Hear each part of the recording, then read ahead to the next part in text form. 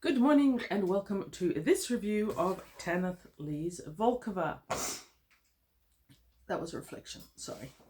So this is going to be a long review, I think, because there's so much you can say about Tanith Lee in general.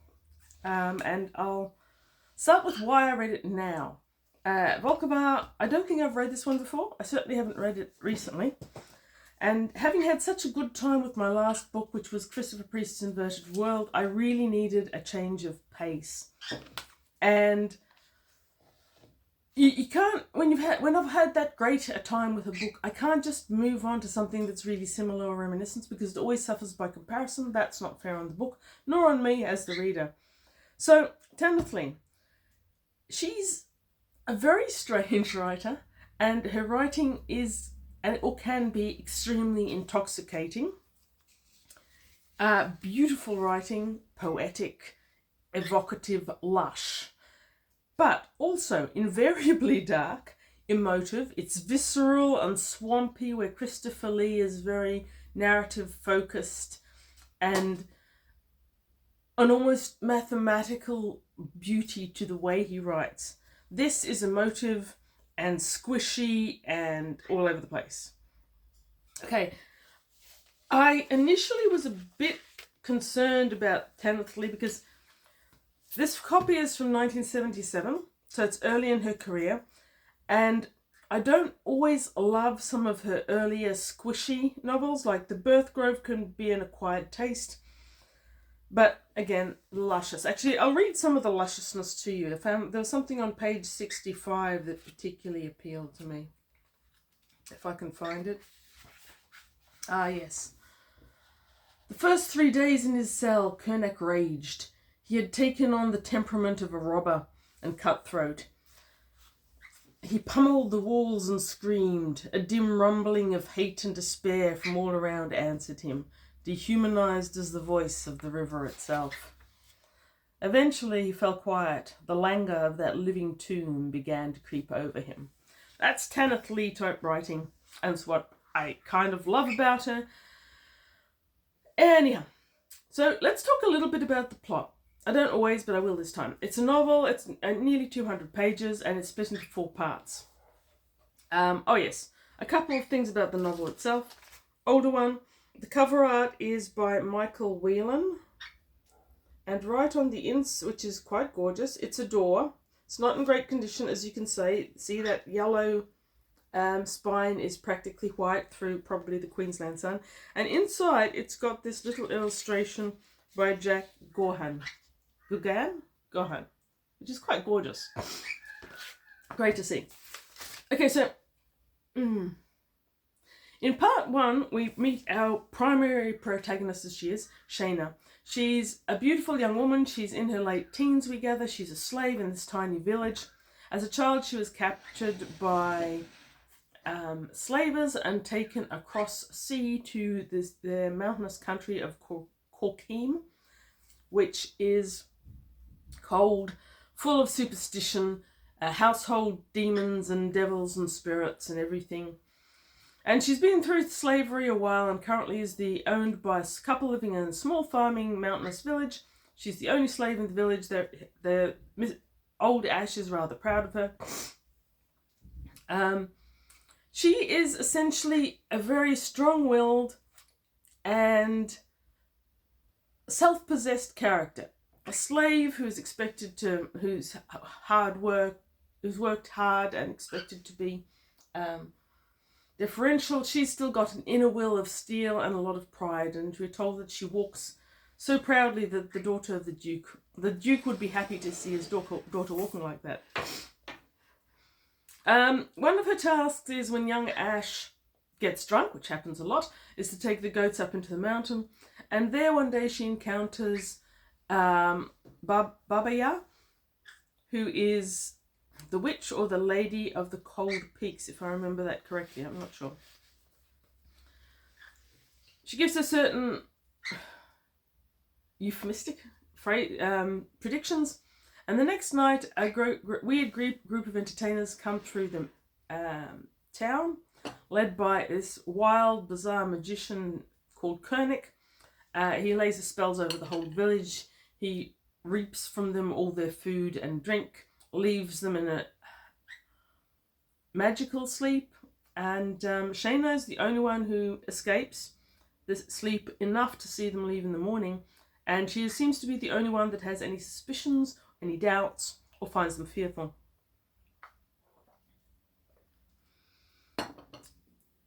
As a throwaway of this whole section, she meets the eyes of this young man who's in the troupe, who, like Kernak, casts no shadow. He does not respond in any kind to meeting of the eyes, but she falls in insta-love in a big way. Yeah, so Shayna then goes back to the mountains to seek the witch, Baba Yat, the Grey Lady of the Cold Crag, that's it, and ends up making a deal with her where Baba Yat teaches her how to astrally project so that she can follow after this Daciel. Now, the witch makes certain predictions about how soul meeting soul and how Shayna can probably save him and all that we as the reader strongly suspect. Shayna doesn't. If there's one thing I don't like about Tanith characters, it's how she puts her female characters through the ringer. Me and my sister the other day were talking about this book and saying we would never ever want to be resurrected as a female protagonist in a Tanith Lee novel, no matter how much we love his storytelling, no matter how well she writes. These women suffer. Shayna actually gets off pretty lightly for all the things that happen to her. The insta-love thing is a thing that almost seems beside the point. Anyway, in part 2, we move away from Shayna, who's now learning to astral travel in order to follow a Daciel, and we find the history, the backstory of Kernak. Kernak's mother was a yellow-skinned woman, who not from over the mountains. She came into Korkim over the mountains. Kernak was born there. She then became the village prostitute by the sound of it, and when she and the boy were driven out, by this time Kernak's already showing signs of having a will and a magic. But when they're driven out and she dies, he ends up growing up as kind of the wild boy of the mountains until he's taken in by another village, a woman who feels sympathetic for him.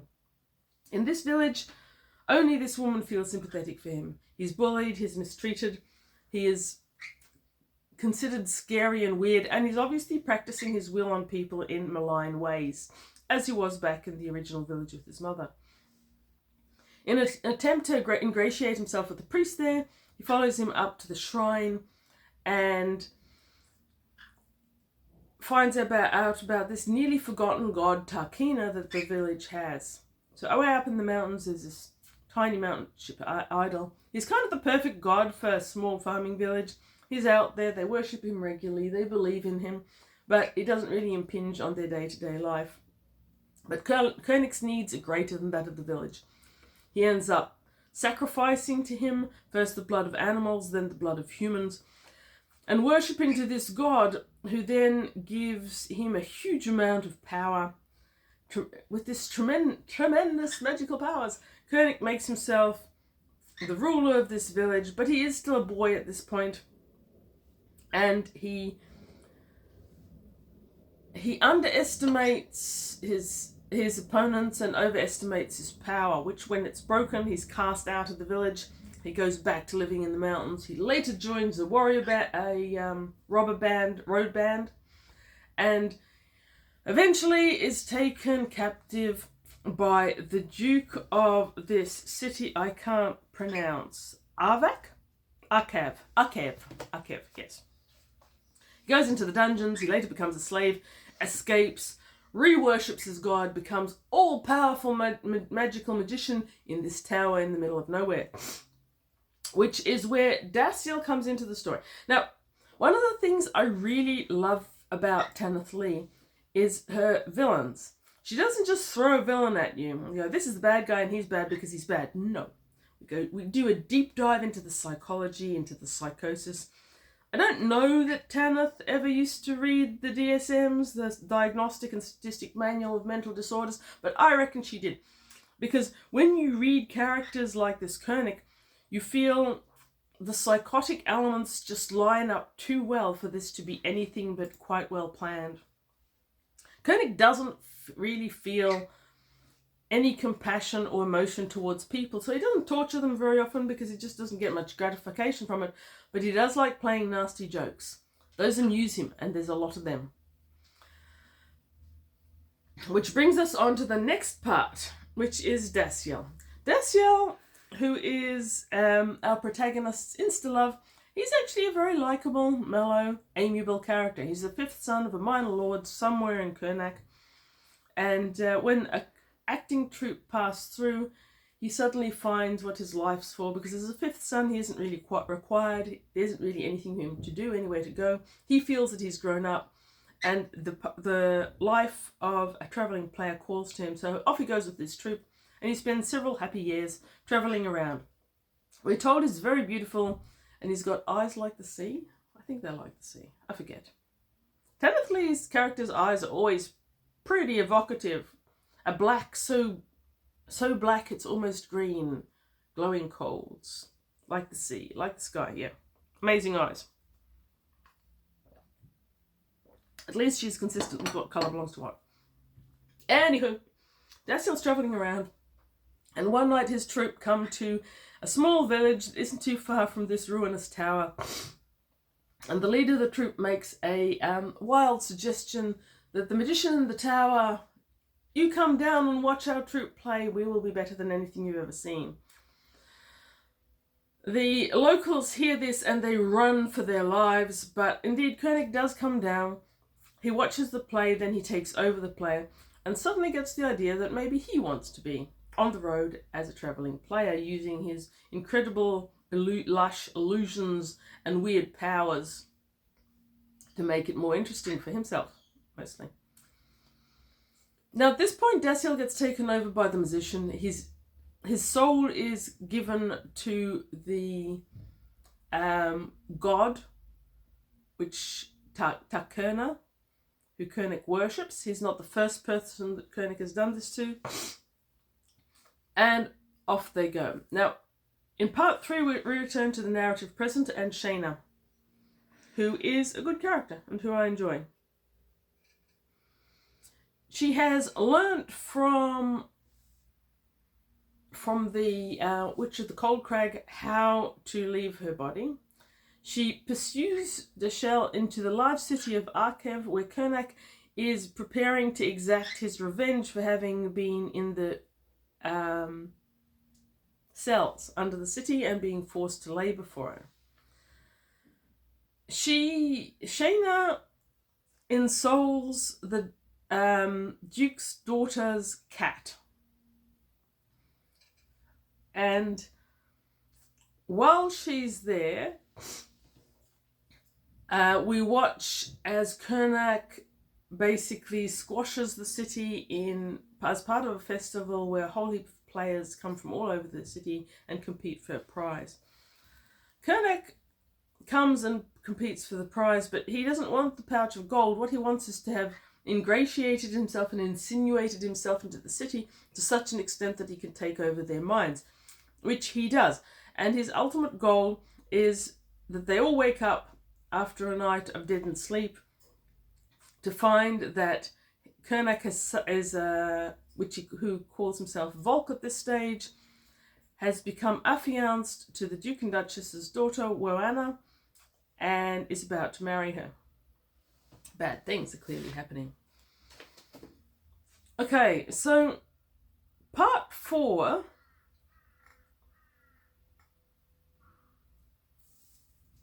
before part 4, Shayna is discovered by the village in which her body lies as being in an astral trance, and a priest comes in and bad things happen. And I'm not going to say anything too much more about this or about part 4, because I'm hoping that you'll like this book enough to read it. And Tanith has got a lot of surprises for you about how she does things and what happens, and I really think you'll enjoy reading these surprises for yourself rather than hear me talk about them. So it's the book as a whole. It's an entertaining fantasy. It's very old school in the way it's writing, but it isn't old school in the sense of being sword swinging, women wearing not very much, etc., etc. Instead, you've got this macabre, decadent fairy tale feel to it, as wild as any that Tanith Lee has ever written, but in many ways much more intoxicating than some.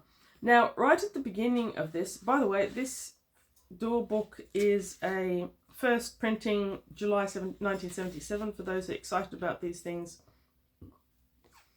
It's in terrible condition, like I said, so those are people who care about editions probably aren't going to be interested in it. But on the first page, before part 1, there is a Russian proverb, love is a ring and a ring has no end. Throughout this book, I got very Russian feelings. I feel that elements of this come from Russian folklore and fairy tales. I've read quite a few of those. The Strange Tale of Humpty Horse is probably my favourite. But there's a very Russian feel to this. And I wouldn't be surprised if a lot of these mountainous gods and spirits do come out of Russian fairy tale. The overall magical element is unlike what you normally see in fantasy, and often more like what you see in some fairy tales. So, about Shayna. One of the things about Shayna and Tanith Lee, one of the things that I read in Wiki about this book is Wiki describes Tanith Lee as regularly using despair and isolation, being unwelcome within a society, and the pressure of that society on the individual. And that she has nonconformist themes and situations which are weird and unsettling. Definitely this one. And I think that part of that is because Tanith Lee has a very strong mythological fairy tale element to her writing in some books, certainly in this one and her earlier books, perhaps more than some of her more sci-fi type books. Though the social isolation is pretty common through all of hers, these ones are very much retelling of fairy tale or mythic. But she hasn't used the standard myths. So the standard myths that we know in European myths, Grimm Brothers, Sleeping Beauty, that type of myth is not where Tanith Lee is interested. She finds out the weird myths, the really twisted ones, and then she twists them some more in some other directions to make her stories. That's what makes them a bit weird and a bit scary, and at times very, very exciting.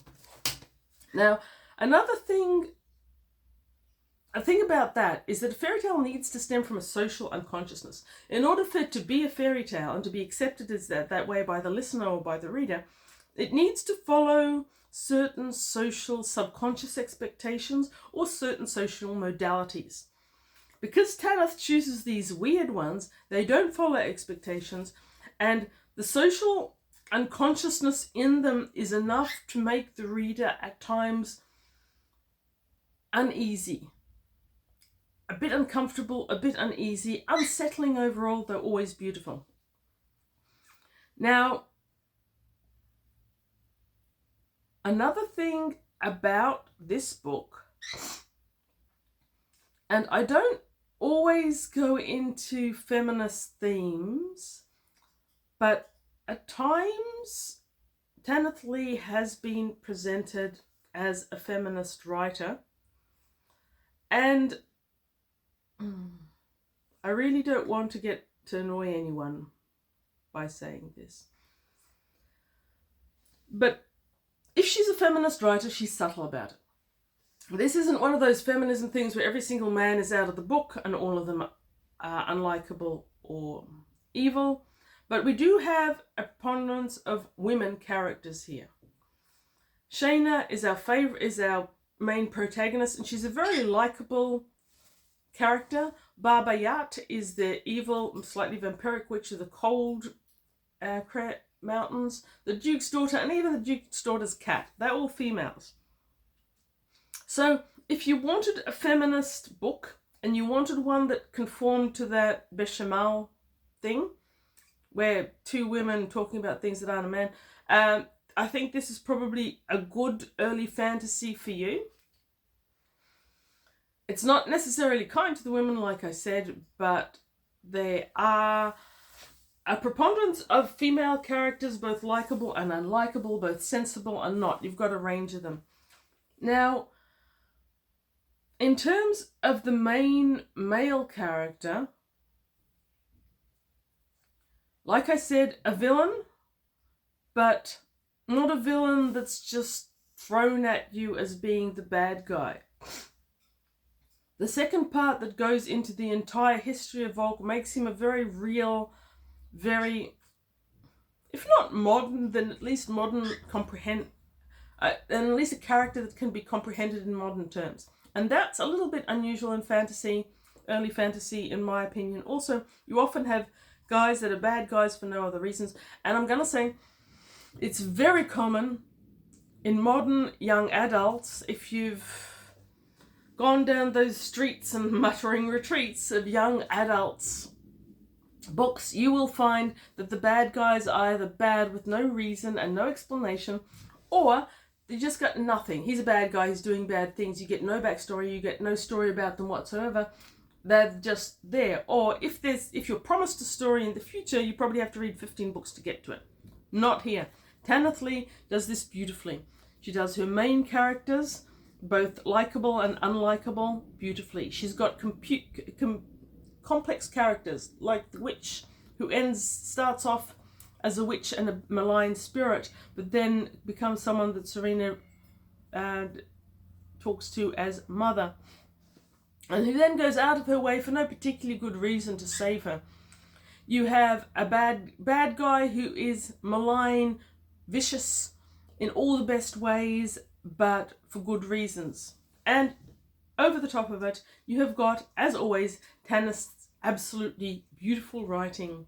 Lush, poetic, descriptive. So yes, very good book.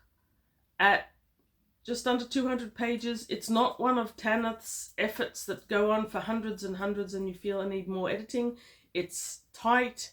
It keeps the story flowing. Each of the separate parts feels as if it's doing its own thing and doing it well. So yes, very glad I read it. Pretty sure I've never read this one before.